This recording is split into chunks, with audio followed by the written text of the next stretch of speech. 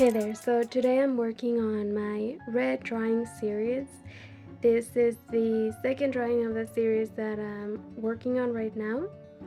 Um, if you want to know more about that, I do have a video explaining more about it, but it's basically a project that I want to do where I explore the correlation between color and emotion and facial expression and so on.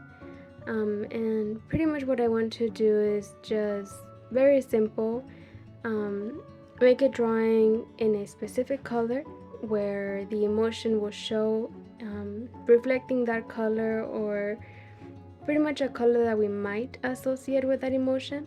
And just very simple, but it is three colors that I want to work on. It's going to be the color red, blue, and yellow. But something else that I've been doing besides drawing is I've also been reading a lot. I am currently reading The Silent Patient by Alex Michaelides. And as soon as I finish with that book, I'm going to be reading a book with my sister. It is going to be The Great Gatsby. It's like a modern classic, so I'm very excited about that one. So I feel that I have more than one hobby now, which is drawing and reading, but it is kind of delaying me on, that drawings that I want to do. So yeah, I just want to let you know and give you updates on the drawings that I'm working on, or drawings that I have planned for the future, and also things that I like or things that I do that inspire me in my art, or just in general how I spend my time.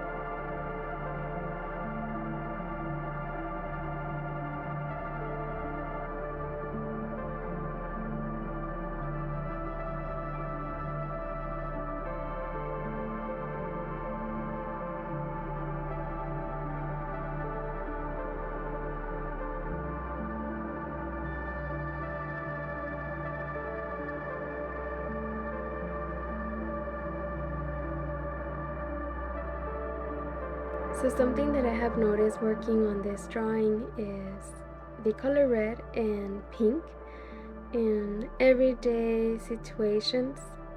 For example, one time I went to eat with my family, and I grabbed a drink that was cranberry, and it was very nicely decorated. It was very red and it had some pink in it. It was very pretty. There was also a time when my sister did a strawberry smoothie, and the color was just so warm and soft. It was very nice, but just in general, I've noticed that I gravitate, or I notice that color in a specific in everyday situations. The color red and pink, and just warm tones in general. I feel that this is something I want to do in further videos, just talk about how my day went, or specific things that caught my eye or interest me, or if something happens that inspires me for a new drawing. it would be kind of like an inspiration, recording an inspiration. And I feel that it would be a better understanding of what inspires me and what influences me and my art.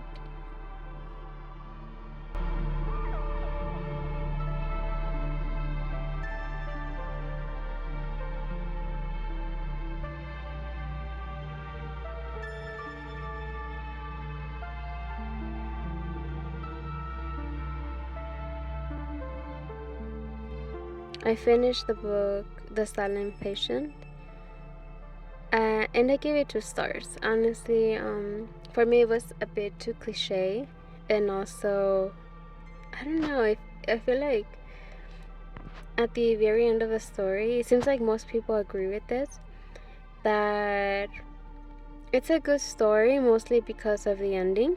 It's a story that kind of connects the ending and then the very beginning of the story. But overall, I don't know, I just didn't like the writing. It was mostly the writing for me. It felt a bit too simple. Another book that I'm reading right now is Wuthering Heights. So I will be reading Wuthering Heights and The Great Gatsby. Do let me know if you find yourself also in a similar situation as mine, where you have 2 hobbies and you just fall behind on both of them. I do work a full-time job, so that also just delays me on my art. So in the process of working on this drawing, I also went to see Sinners with my sister 2 times, potentially 3 times in the future. I'm not sure. There is a scene in the movie, I'm not going to spoil anything if you haven't seen it, but there is a scene where there is dancing, and it kind of inspired me to do a drawing with some sort of dancing and movement. I have previously tried to do drawing motion, but it's just very difficult, and it's something that maybe I want to do again. I do tend to look forward to watching movies or listening to music or anything like that, because it does easily influence me or inspires me to make art. For example, I do have a drawing I want to do, and the inspiration came from the movie The Whale, which is a while back already. I haven't done it, but again, it's because I do tend to fall behind on the drawings that I want to do. The thing is, I do not know if how I want to do that drawing, the dancing motion drawing, if I want to use color pencils or oil pastels. I don't know yet. Something that I do find difficult when working with color or oil pastels is, for example, the oil pastels. When you want to have a specific color, for example, when I do the background here where I'm drawing water, I don't want the water to be purple, yet I don't want it to be red either. So it's a combination of like a dark red. And in order for me to get that dark red, if the oil pastels that you are using doesn't have that color, is to overlay them or overlap them.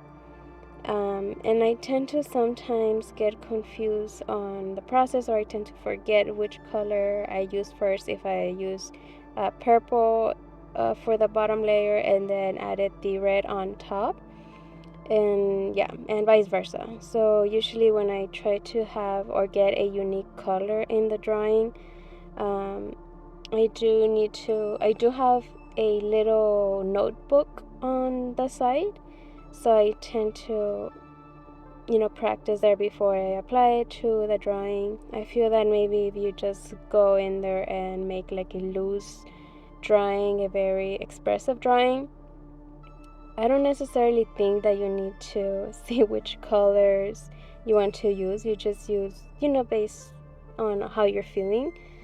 But yes, I do tend to have that problem when working with color.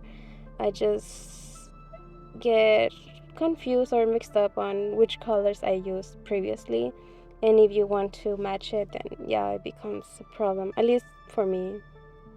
It does make me a little bit nervous to think about working on the next series, which will be the same series, but it will be a different color I'll be working with.